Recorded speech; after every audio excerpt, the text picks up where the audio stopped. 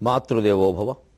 అస్థిర జీవనమునకు ఆత్మమయంబగు క్షీరవార్ధికిన్ సుస్థిర బంధమేర్పరచు శుద్ధ మనంబున సంగినట్టి నీ అస్థికలెందుగల్పవలెనమ్మరో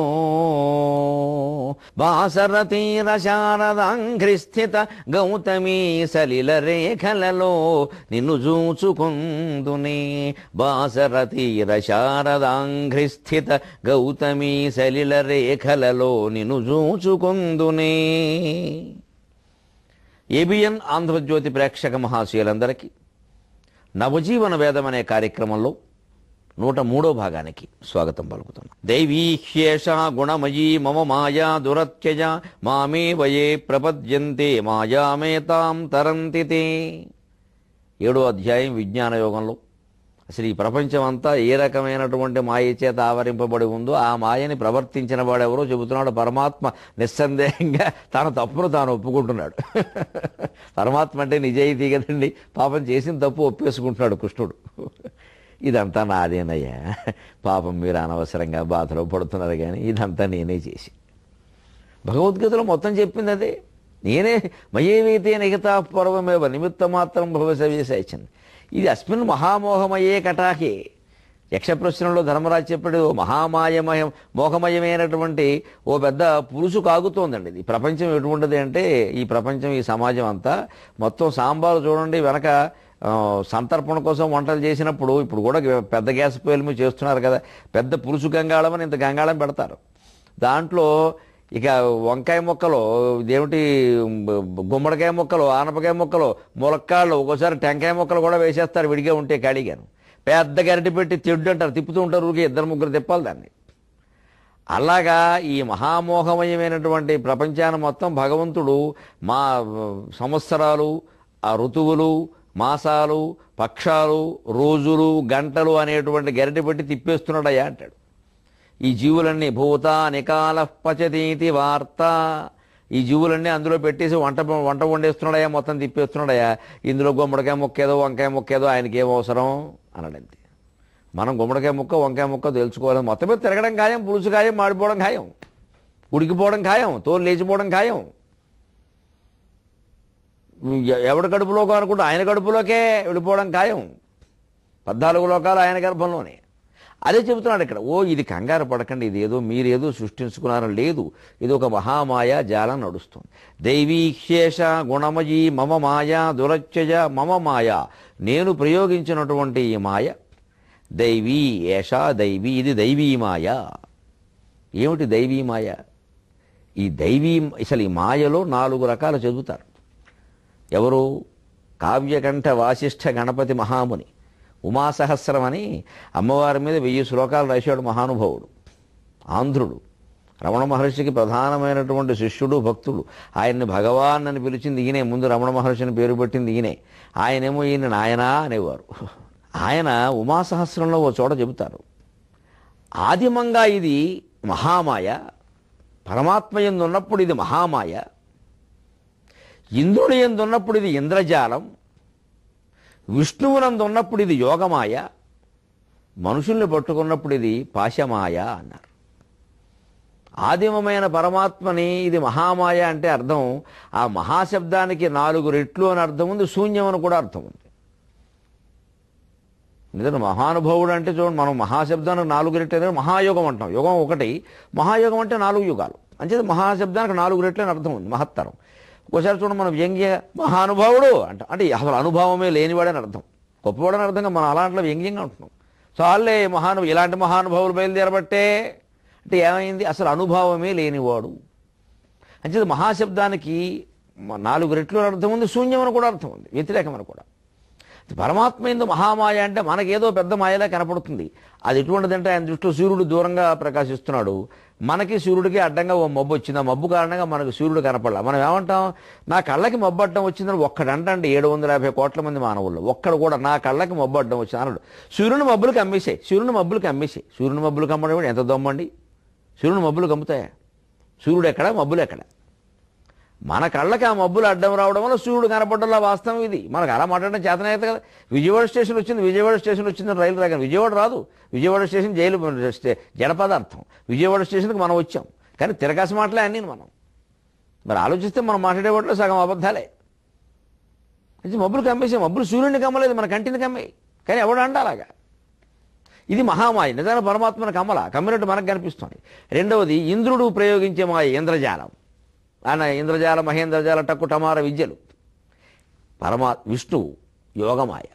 ఆయన యోగమాయతో నిద్రిస్తున్నాడు అంటారు. ఆ యోగమాయే కమ్మేస్తుంది. ఆ యోగమాయ ఆయనకి కూతురు చెల్లెలు అన్నీను. వైష్ణవీమాయ అంటారు దాన్ని. అంతా విష్ణుమాయ అమ్మ అంటారు చూడండి. శివమాయ, రామమాయ, విఘ్నేశ్వరమాయ ఉండవు. వాళ్ళెవరో మాయ చేయరు, విష్ణువే చేస్తాడు. అందుకే మాయలు చేయడానికి మూలమైనటువంటి మణిపూర చక్రం ఉంటుంది యోగ సాధనలో నాభి దగ్గర. ఆ మణిపూర చక్రానికి అధిపతి విష్ణువు అంటారు. ఎందుకంటే అక్కడ మాయలు మొదలవుతాయి. అనేక రకాల సృష్టి చేయడం, ఏదో చేయడం, మాయలు మహిమలు రోగాలు పైన వేసుకోవడం ఉంటాయి. నిజానం ఉండే శక్తులే మాయ.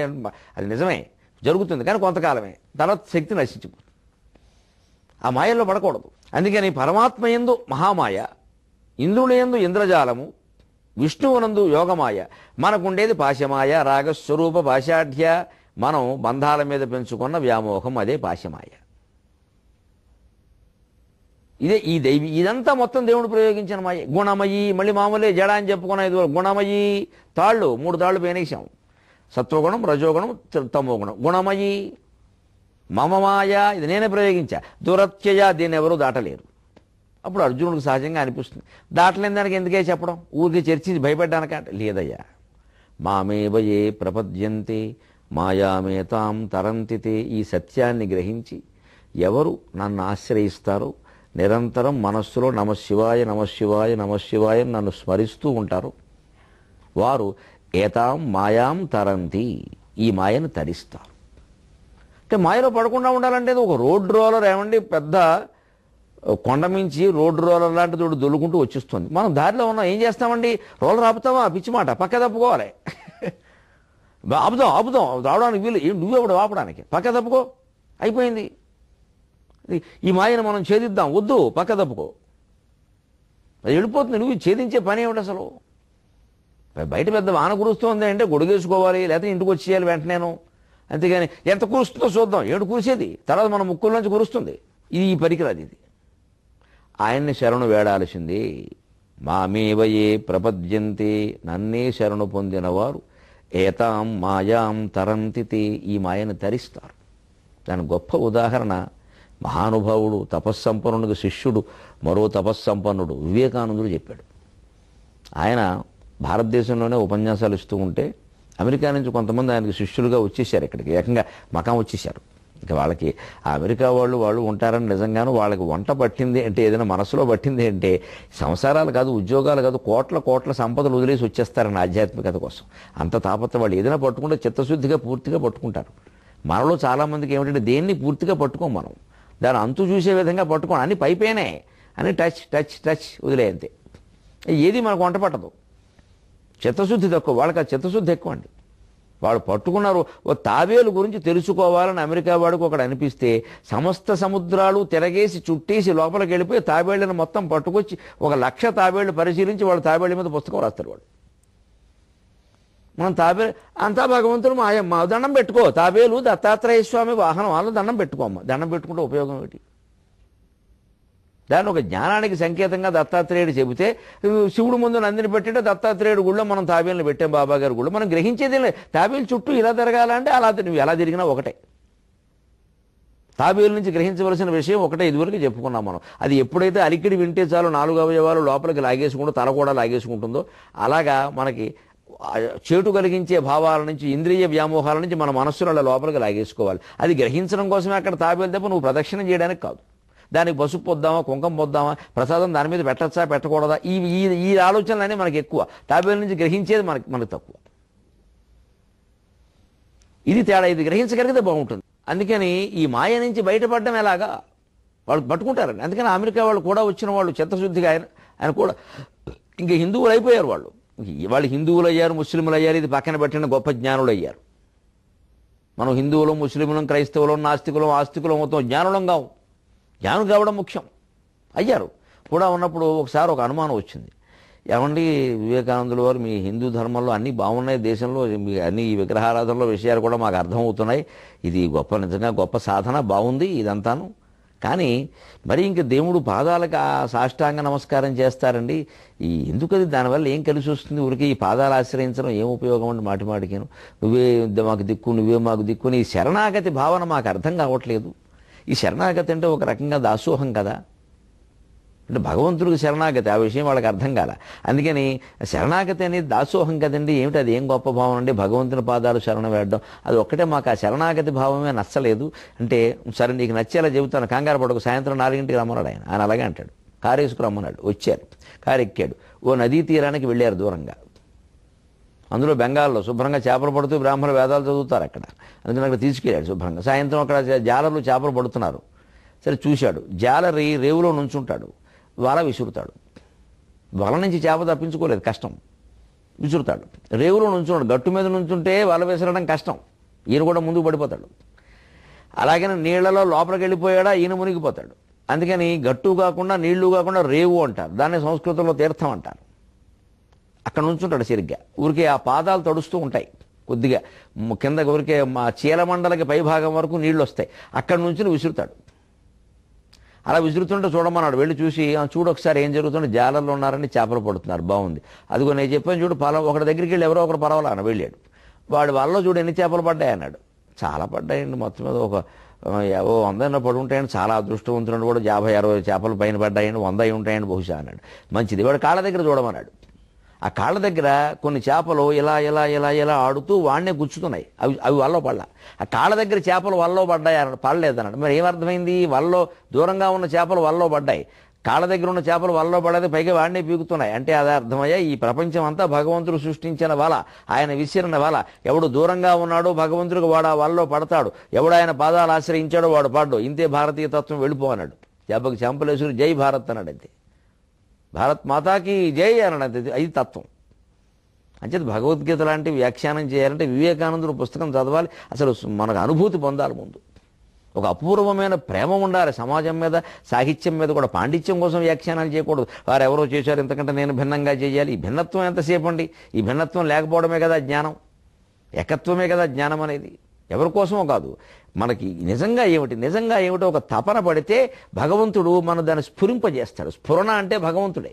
వ్యాసుడు చెబుతాడు భారతంలో స్వయంగా, స్ఫురణానామ పుమాన్ రూప నీలనీరద సన్నిభ. మన మనస్సులో ఏదైనా ఒక స్ఫురిస్తుంది, ఆ స్ఫురణ భగవంతుట. భగవద్ అనుగ్రహం ఉన్నవాడికే స్ఫురిస్తుంది, అందుకే సమయస్ఫూర్తి అంటారు. మీకు అవధానం ఇలాంటి విద్యల్లో ధారణ లాంటివి ఏమైనా సాధించవచ్చునేమో, కానీ సద్యస్ఫూర్తి అనేది సాధించలేము, అది సహజంగా ఉండాలి. అది లేనివాడు అవధానం చేయకూడదు, అది సాధించాలి. చమత్కారం కూడా అంతే, హాస్య సంభాషణ సహజంగా రావాలి, అది అభ్యాసం చేస్తే రాదు, అది జీవితంలో హాస్యం ఉండాలి. అందుకని దూరంగా ఉన్నవాళ్ళు పడ్డారు కదా అన్నట్టు. అంచేతన సరిగ్గా మమ మామేవయే ప్రపద్యంతే మాయామేతాం తరంతితే, మనమంతా కూడా భగవంతుణ్ణి శరణాగతి పొందుదాం. ఆయనకి మనం దాసోహం దాసోహం దాసోహం, ఎంత దాసోహమైనా పర్వాలేదు, పైగా దానివల్ల ఉపయోగం ఉంది. కానీ మానవులు ఎవరికీ దాసులు కావద్దు, గురువులు సహా. మొహమాటమే లేదు నాకు. ఈ దాస సంస్కృతి పేరు మీద గురువులు పెద్ద మాయ చేసేస్తున్నారు, శిష్యుల్ని ఎవరిని మాట్లాడినవ్వకుండా. కుదరదు అది. మానవ మాత్రుడు ఎవరికి ఎంత గురువు అయినా దాసోహం సమస్య లేదు, కేవలం భగవంతుడికే దాసోహం. అప్పుడు భగవంతుడు ఆ దా తీసేస్తాడు, సోహం, అది ముఖ్యం, సహా అహం. ఎందుకంటే ఆయనలో కలవడానికి కదా మోక్షం, ఈ గురువుల్లో కలవడానికి కాదు కదా. ఈ గురువులు ఎలా ఉన్నారు ఈవేళ, రాజకీయ నాయకులను పిలిపించి ఆశ్రమానికి పిలిపించి చుట్టూ తిరిగి సమస్తం చూపిస్తున్నారు. ఓ రాజకీయ నాయకుడు ముఖ్యమంత్రి వస్తే ఆయన కూడా తిరిగేవాడు గురువు ఎలా అవుతాడండి, దేశానికి బరువు అవుతాడు. కానీ అది ఏ పాటివాడైనా ఈయన ముందు అసలు లేవకూడదు. పీఠాధిపతి అయినా కూడా ఆ పీఠ నుంచి లేవకూడదు, వస్తే వస్తాడు, దండం పెట్టుకు వెళ్ళిపోతాడు, అంతే. మనం దగ్గరుండి అన్ని చూపించడం, మేము ఇక్కడ ఈ సేవ చేస్తున్నామండి, ఆ సేవ చేస్తున్నామండి, ఇదండి అదండి ఇవన్నీ చూపిస్తున్నామంటే వారి నుంచి ఫండ్స్ ఆశిస్తున్నాం, అంతే కదా. ఆ నిధులన్నీ మహావిష్ణువు ఇవ్వడా, మరి ఈ పెద్ద మనిషి ఇస్తాడా? ఇంత గొప్ప సన్యాసి జీవితాన్ని తీసుకెళ్ళి రాజకీయ నాయకుడు కాళ్ళ దగ్గర తాకట్టు పెడితే ఏమి జ్ఞానం ఉన్నట్టు? అందుకని ఈ గురువురికి దాసోహం సమస్య లేదు, భగవంతుడికి ఒక్కడికే దాసోహం. ఇప్పుడు చూడండి ఇంకొక మాట మనకి శతక పద్యాల నుంచి గ్రహించవలసింది. ఒక్కోసారి జీవితంలో చెడ్డ ప్రవర్తన కలిగిన వాళ్ళ బుద్ధిని మార్చాలని మనం ప్రయత్నం చేస్తాం. ఆ ప్రయత్నాలకు కూడా ఓ పరిమితి ఉంటుంది. ఓ పరిమితి పోయాక ఇంకా ఆపేసి వాడి జీవితాన్ని పరమేశ్వరుడికి అర్పించేయాలి. బాబు నువ్వు చూసుకో, నా వల్ల కాదు. అంతే, తప్పదు. ఎందుకంటే లేత ఇదే తాపత్రయంలో పడితే మనం చెడిపోతాం. ఎందుకంటే వాళ్ళు మారడు, కొంతమంది మారినట్టు నటిస్తారు, అది మరీ ప్రమాదం. కాశీఖండంలో గుణనిధి కథ అంతే. చెడిపోతుంటే పిల్లాడికి పెళ్లి చేస్తే మారతాడని పెళ్లి చేస్తే 16 రోజులు పండగళ్ళే వరకు తిన్నగా ఉండి చక్కగా ఉండి అమ్మ అమ్మ అమ్మ అని అమ్మను గోకేసి ఇదివరకు అమ్మ ఆభరణాలు పట్టుకెళ్ళాడు, ఇప్పుడు బెల్లం ఆభరణాలు మొత్తం పట్టుకుపోతాడు. పాపపుత్రోభవానికి ఒక పట్టున మేను వికాసమందిన లోపలి దుర్గుణంబె ప్రబలుంగద, లోపలి దుర్గుణంబె ప్రబలుంగద నమ్మగూడదాతనిన్. పాపపు త్రోభవానికి ఒక పట్టున మేను వికాసముందినన్ లోపలి దుర్గుణంబె ప్రబలుంగద నమ్మగూడదాతనిన్. పాపటకాయకును నునుపు పై పై కలిగిన కల్గుగాక, పాపటకాయకును నునుపు పై పై కలిగిన కల్గుగాక. ఆరూపుల దానిలో గల విరుద్ధపు చేదు నశించునే భాస్కరా. ఆరూపున దానిలో గల విరుద్ధపు చేదు విరుద్ధపు చేదు నశింపదు భాస్కరా.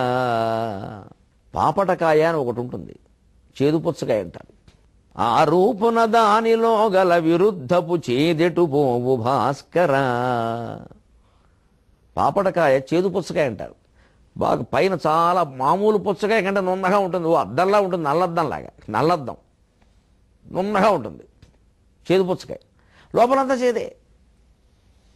పాపటకాయలు కొన్ని సహజం అన్నమాట. నునుపు పై పై కలిగిన కలుగుగాక. ఎంత నున్నగా ఉంది, ఎంత నున్నగా ఉంది, కోసి తింటే ఎంత బాగుంటుందో, తినండి, చేదుగా ఉంటుంది. చేదు పుచ్చకాయ వెర్రి పుచ్చకాయ అంటారు, దాన్ని పిచ్చెక్కుతుంది అంటారు కూడాను. ఆ రూపునగా దానిలో గలుగు విరుద్ధపు చేదు ఎటుబోవు భాస్కర. ఆ రూపం కారణంగా దాంట్లో ఉండే చేదు పోతుందా? కొంతమంది మనుషులు కూడా మన దగ్గర వాళ్ళు ఎవరైనా కావచ్చు, మన బంధువులు మిత్రులు దగ్గర వాళ్ళు, చివరికి ఇంట్లో కుటుంబ సభ్యులు కావచ్చు, ఒక్కోసారి దుర్గుణాల నుంచి బయటపడినట్టుగా నటిస్తాడు మనిషి. బయటపడ్డు ఇది ఎందుకంటే ఇంకా డబ్బులు ఎక్కువ పట్టుకెళ్ళడానికి, కాస్త నమ్మకం కలిగేలా ఉంటే డబ్బులు ఇస్తారు కదా. ఎందుకంటే సొంతంగా సంపాదించుకునే శక్తి లేదు, ముందు బద్ధకం, 9 వరకు నిద్ర లేవడం, పైగా లేవకపోవడమే నా స్వేచ్ఛ అంటాడు. ఇప్పుడు బాగుపడ్డ జీవితంలో ఇంకా రాత్రి ఏదైనా పెద్ద డ్యూటీ చేసి పడుకోవడం మీరు చేయకపోయినా సరే, రాత్రి 9 పడుకున్న పొద్దున 9 లేచేవాడికి ప్రపంచంలో ఏ పని అవుతుంది అసలు? దీనికి ఎవరినో నింద చేస్తాడు. ఎందుకంటే వాడిని కూర్చోబెట్టి పోషించాలని వాడి ఉద్దేశం. దీనికి అవకాశం ఇవ్వకూడదు. దానికి ఏం చెబుతున్నాడు? పాపపు త్రోవ వానికి, చెడు మార్గంలో నడిచేవాడికి ఒక పట్టున మేను వికాసం ఉంది. ఎప్పుడో ఒకప్పుడు కొన్ని కారణాల వల్ల ఏదో కొంచెం మారాడు, ఈ మధ్య బాగుంటున్నాడు, ఈ మధ్య కొంచెం బాధ్యత తెలిసింది అనిపించవచ్చు. కానీ జాగ్రత్తగా ఒక కన్ను వేస్తూనే ఉండాలి, నమ్మేయకూడదు. నిజంగా మారేవాళ్ళు ఉన్నారు, లేకపోలేదు. మళ్ళీ తేడా రాదు. కానీ 4-5 సార్లు తేడా వస్తుంది మనిషిలో. 16 ఏళ్ళ నుంచి 26 ఏళ్ళు వచ్చినా ఆ తేడాలు పోవడం లేదు. ఓ 2 ఏళ్ళు ఆగినా మళ్ళీ తేడా కనపడుతున్నాడు అంటే ఆ బుద్ధి సహజమైంది, అది అంతే అనమాట. లోపల దుర్గుణంపై ప్రబలం కదా, ఆ లోపల దుర్గుణ లక్షణాలు ఉన్నాయి, సోమరపోత్తనాలు, అవే ఎక్కువగా పనిచేస్తూ ఉంటాయి. నమ్మకూడదా అతను నమ్మి ఏదో ఆషాఢభూతికి గురువు గారు డబ్బులున్న బొంతంతా ఇచ్చినట్టుగా ఆస్తిపాస్తులు కనుక వాడి పేరు రాశాము అంటే అయిపోయినట్టే మొత్తం. వాడు పాపరేమన్న పాపర చేస్తాడు. అంచేతను మూర్ఖులు పాపాత్ముల విషయంలో ఈ ప్రవర్తన మారిందనుకుని మళ్ళీ వాళ్ళని నమ్మడం, అదే ముఖ్యంగా మన పొరపాటు ఏమిటో, మనం చేసే పొరపాటు ఏమిటో ఒక క్షణంలో చెబుతాను. పాపపు త్రోవవానికి ఒక పట్టున మేను వికాసముందినం లోపలి దుర్గుణంబె ప్రబలుంగద నమ్మగూడదాతనిన్. పాపటకాయకున్ నునుపు పై పై కలిగిన కల్గుగాక. ఆరూపున విరుద్ధపు చేదు నశించు భాస్కరా. ఆరూపున దానిలో గల విరుద్ధపు చేదు నశించు భాస్కరా. ఆ రూపం కారణంగా దానిలో ఉండే చేదు పోనట్టే చేదు పుచ్చకాయలు. కొంతమంది మనుషుల్లో మనం కాలం గడిచినా కూడా ఎంత మార్పు రాదు. మనం ఎక్కడ మాయలో పడతామంటే సాధారణంగా ఏదో అలా ఉన్నాడు కానీ పెళ్లి చేస్తే ఓ దారికి వస్తాడు. ఇది ఇంకో అమ్మాయి గొంతు కోయడం కొంచెం ఆలోచించుకోవాలి. పైగా సాధారణంగా మనం పెళ్లి చేదు మన అమ్మాయికి చేసినా మన అబ్బాయికి చేసినా దుర్గుణాలు చెప్పం, లోపాలు చెప్పం, గుణాలు చెబుతాం. మావాడికి ఏమండి బంగారం అంటాం. మన దృష్టి ఏమిటంటే ఇందులో నన్ను మన్నించండి, ఆ కోడలో లేకపోతే అల్లుడో ఎవరో వస్తే వాడు పడతారు, మన గొడవ ఉండదు, ఇంకెందుకు వచ్చింది, ముడెట్టేస్తే వాళ్ళు చూసుకుంటారు. అంటే మనం తప్పించుకుంటున్నాం అన్నమాట బాధ్యత. తప్పుడు సంతానాన్ని మనమే కన్నప్పుడు దాని ఫలితాలు మనమే అనుభవించాలి. అనుభవించలేకపోతే బయటికి గెంటేయాలి. సగరుడు అనే మహారాజు అసమంజసుడు అనేవాడిని ఎంత చెప్పినా మారకపోతే 18 ఏళ్ల వాడిని బయటికి గెంటి పారేశాడు. 18 20 ఏళ్ళు కొడుకు కూడా ఉన్నాడు వాడికి. వాడు కొడుకు రాజ్యం ఇచ్చాడు, వాడిని గెంటేశాడు. ఆ కొడుకే అంశుమంతుడు, గెంటి పారేశాడు. నువ్వు పనికిరావు రాబాయి అన్నాడు అంతే. అలాగే గెంటకుండా ఇంట్లో పెట్టుకున్నాడు ధృతరాష్ట్రుడు, దుర్యోధనుడు. ఏమైందో చూశారు మీరు. వాడు 100 మందితో పాటు చావడమే కాకుండా ధృతరాష్ట్రుడికి గాంధారికి శత్రువుల ఇంట్లో పడి వాళ్ళు పెట్టే చివాట్లు తింటూ తినవలసిన అన్నం తినవలసిన యోగం కల్పించాడు 10 ఏళ్ల పాటు.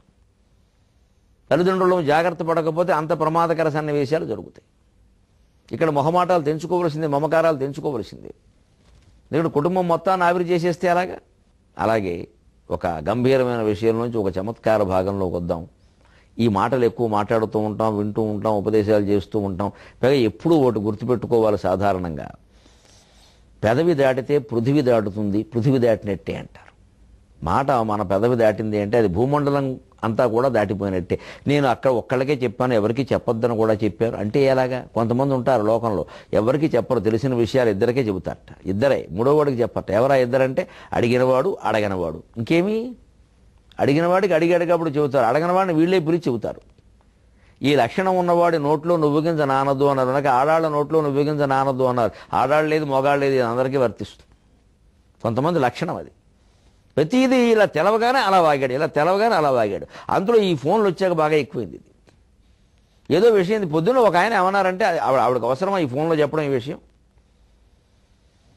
మన కంగారు పెట్టే విషయమైనా, మనం ఆనందించే విషయం వెంటనే అందరికీ చెప్పాల్సిన పని ఏమీ లేదు. ఇందుకే సామెత నువ్వు గింజ నానదు అని ఎందుకు అన్నారు అంటే దీనికి లెక్క. తెనాలి రామకృష్ణుడు కాలంలో ఒక కథ జరిగింది అంటారు సరదాగా. అన్ని కథలు ఆయనకు అంటకట్టారు కదా, మనం అంటకడదాం, దానికే ఉంది. విషయం తెలుసుకోవడం ముఖ్యం. ఓసారి కృష్ణదేవరాయల వారి సభలో ఇదే చర్చ వచ్చింది. ఏమయ్యా, ఆడవాళ్ళకి నోట్లో నువ్వు గింజ నానదంటారు నిజమైన? ఎందుకంటే నువ్వు గింజ నానదంటే అర్థం ఏమిటంటే అసలు ఆ మాటకి పదార్థం, శబ్దార్థం నువ్వు గింజ చాలా చిన్నది. అది నానడానికి ఏముంది, నాలుక మీద పరిస్థితి నానిపోతుంది. దాన్ని నీళ్లు పోసి తడపక్కర్లేదు, ఇంకా నాలుక మీద ఉన్న తేమ చాలు. అది కూడా నానదంటే అర్థం అది ఇలా లోపలికి వెళ్ళి నాలుక మీద పడేలోగా మాట కారణంగా బయటకు వచ్చేస్తుంది. అంత నిర్విరామంగా మాట్లాడుతూ ఉంటారు అని అర్థం. అందుకే తెరవ అని ఒక మాట ఉంది స్త్రీకి. తెరచిన వాయి కలిగింది, ఎప్పుడు నోరు తెరిచే ఉంటుంది, మూయడం అనేది ఉండదు. ఏవో అంటారు సరదాకి, ఇవన్నీ నిజాలని నేను అన్ను, ఏదో పూర్వకాలపు మాటలు ఉన్నాయి, అది అంతటితో వదిలేద్దాం. మనకు కావాల్సిన విషయం.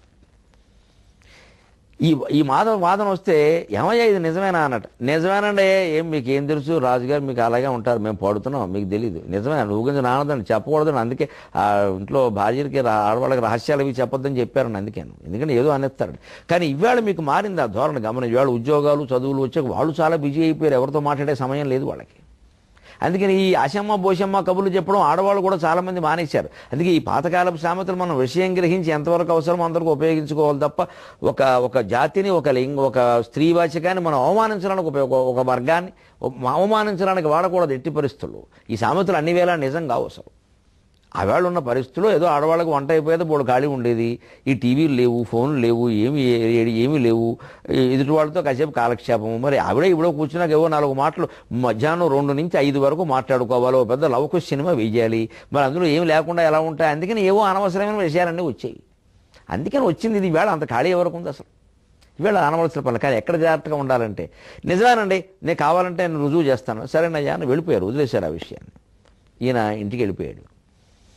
రాజుగారు పెద్ద పట్టించుకో, ఆయనకు బోల్డ్ వ్యవహారాలు, మళ్ళీ ఏదో దండయాత్ర వచ్చింది, పోయాడు, దానికే ఉంది. ఈయన ఇంటికి వెళ్ళాడు. ఇంటికి వెళ్ళి పెద్ద తలపోటు వచ్చినట్టుగాను పెద్ద గంధపొట్టు వేసేసి ఇలాగా తలగొడ్డ చుట్టేసేసి బాబాయ్ అని పడుకున్నాడు. భార్య వచ్చింది. ఏమిటండి అలా పడుకున్నారట? ఏదో లేవే నా కర్మ అన్నాడు. అలాంటి ఎలాగండి, భార్య నాకు కూడా చెప్పరా కర్మ ఏమిటి? కర్మ అంటే కర్మమ్మన ద్వితీయగు, పుణ్యం కొద్దీ పురుషుడు, కర్మ కొద్దీ పెళ్ళ ఉన్నారు. కర్మ నేనేగా, నాకు చెప్పకపోతే అలాగా అండి. వద్దులేవే, ఊరికే బాధపడతాను అని చెప్పాలని ఉంది దీనికి. అసలు ఈ ప్రయోగం ఇది, కానీ చెప్పడం సార్. వద్దులేవా, ఏదో నా దారిని అలా. ఎందుకంటే మీ దారిని మీరు వదిలేస్తే నేనెందుకు ఇక్కడ గోదావరికి? అసలే ఇప్పుడు గోదావరికి వెళ్ళాలి కూడాను నీళ్ళకి. చెప్పండి ఏమిటిది, ఎందుకు తెలపోవటం ఏమిటి అని అడిగింది. అడిగితే ఏమీ లేదు, ఏం చేయమంటావు, ఈవేళ పొద్దున్న రాజభవనానికి వెళ్ళాం కదా, సాయంత్రం కూర్చున్నాం, రాజుగారు నేను కాస్త ఏదో పాయసం ఏదో చేశారు, అదే తాగుతున్నాం అంటే బాగుందండి, బాగానే ఉంది, దాని గురించి కాదు. కానీ ఏమిటో రాజుగారికి అనుకోకుండా తుమ్ము వచ్చింది ఆ పాయసం తాగుతుంటే. అప్పుడు ఏమిటో ఆయన ముక్కులోంచి ఇంత చిన్న తాటాక, చాలా చిన్నదేనేవు చూడు, ఇంతే చిన్న తాటాక ముక్క పడింది. ముక్కులోంచి తాటాక ముక్క పడింది ఏమిటి అంటే రాజుగారు పెద్ద పట్టించుకోలేదనుకో, కానీ మనకు కొంచెం కంగారుగా ఉంటుంది కదా. ఆయన ఆశ్రయించుకుని ఉన్నవాళ్ళం ఏమైనా తాటాకు మింగేశారా, ఏమిటి అసలు ఇది ఎందుకు జరిగింది, మొక్కల కింద వస్తుందా, కడుపులో ఎక్కడైనా పేరుకుందా, కాలేయం పాడైందా, ఊపిరితిత్తులు పాడయ్యా, మొత్తం పాడైందా, ఏవో కొంచెం అనుమానం వచ్చింది. అక్కడి నుంచి నాకు తలనొప్పి పెరిగిపోయింది, మనకు ఆశ్రయం ఇచ్చిన మహారాజు ఏమైపోతాడో అంటే, అదా విషయమో చెప్పరే, మీకేమో అనుకున్నాను అని చెప్పి అంతే ఈ ముగ్గురిని అలా వదిలేసింది. దీనికి తలనొప్పి కాలనొప్పి ఆవిడకి అనవసరం, బిందేసి వెళ్ళిపోయింది గోదావరికి, గట్టుకు వెళ్ళిపోయింది. అక్కడ మొత్తం చింతపండు ఎట్టు తోముతోనూ, ఇగో సత్యవతక్కోయ్ ఇలా రా రాజుగారి ముక్కులోంచి ఇంత తాటాక పడింది. ఆయన చెప్పింది ఇంతే, ఈవిడ ఎంత అంది, పెంచేసింది ఇంత తాటాకు. అదేమిటి ముక్కులో అంది. ఈ సత్యవతక్క ఈ విషయం ఎందుకంటే ఇంటికి వెళ్ళింది. వాళ్ళ అత్తయ్య గారు సీతక్క గారు ఇలారండి పక్కన సీతక్కోయ్ రాజుగారు ముక్కులోంచి ఇంత దాటాక పడింది అంది. అయ్యో ఇంతల్లా ఒక్క దెబ్బలో 2 నోళ్లు మారేసరికి ఎంత అయిపోయింది, ఇలా విచిత్రంగా మారిపోయింది. ఇక తెనాలి రామకృష్ణ వదిలేశాడు ఆ విషయాన్ని, రాజుగారు ఎప్పుడో వదిలేశారు. 15 రోజుల తర్వాత ఒక చిత్రం జరిగింది. కృష్ణదేవరాయలకు మారు వేషంలో వెళ్ళి ప్రజల యోగక్షేమాలు చూడడం అలవాటు. అందుకని ఒకసారి రైతు బజార్ లాంటి చోట అంగళ్ళ రత్నాలు అమ్మీరారటచ్చట, మన దగ్గర వంకాయలు బెండకాయలు అమ్ముతారు, అక్కడ రత్నాలు వజ్రాలు అమ్మేవారు. అటువంటి బజార్లో ఈయన సరదాగా జనంలో కలిసిపోయి తిరుగుతున్నాడు తెలియకుండా, తలకు గుడ్డ కట్టేసి కిరీటం తీసేసాడు, ఓ మామూలు రైతులాగా తిరుగుతూ ఉంటే అసలు జనం ఏమనుకుంటున్నారో తెలుస్తుంది. అది ఆ రాజులు అందుకే గొప్ప పరిపాలన చేయగలిగారు. అందుకని అలా తిరుగుతూ ఉంటే ఓ చోట ప్రజలు ఏదో విచిత్రంగా నలుగురు చేరి ఏమిటో రాజుగారి ముక్కులోంచి తాడి చెట్టు పడిందిట, తాడి చెట్టు అయిపోయింది ఏకంగా. రాజుగారి ముక్కులోంచి తాడి చెట్టు పడింది అనుకుంటే ఈయనకు మతిపోతుంది, నేనే రాజును కదా, నా ముక్కులోంచి తాడి చెట్టు పడడం ఏమిటి, అసలు ముక్కులోంచి తాడి చెట్టు పడుతుందా ఏమిటి వీళ్ళు అనుకుంటున్నారని అనుకోకుండా పక్కన చేరి ఏమిటిది అంటే, అవునో మీకేం తెలుసు అనుకుంటున్నారు ఊరంతా, రాజుగారి ముక్కులోంచి తాడి చెట్టు పడింది. ఈయనకి అనుమానం వచ్చి సభలో చెబితే అప్పుడు తెనాలి రామకృష్ణుడు అన్నాడు, నేను చెప్పాను కదండి ఇది నేను చేసిన పనే మన్నించండి అన్నాడు. మా ఆవిడకి ఎంతని చెప్పానండి, ఆవిడ పక్క ఆవిడకి ఎంతని చెప్పిందండి, ఆవిడ ఎంతని చెప్పిందండి, 15 రోజుల్లో అది తాడి చెట్టు అయిందండి, ఇందుకే ఏం చెప్పొద్దన్నారండి, నువ్వు గింజ నానదని చెప్పారని ఒప్పుకుంటారా లేదా అన్నట్టు. ఒప్పుకుందాం, తప్పుకుందాం, ఈ పూటకి సెలవు.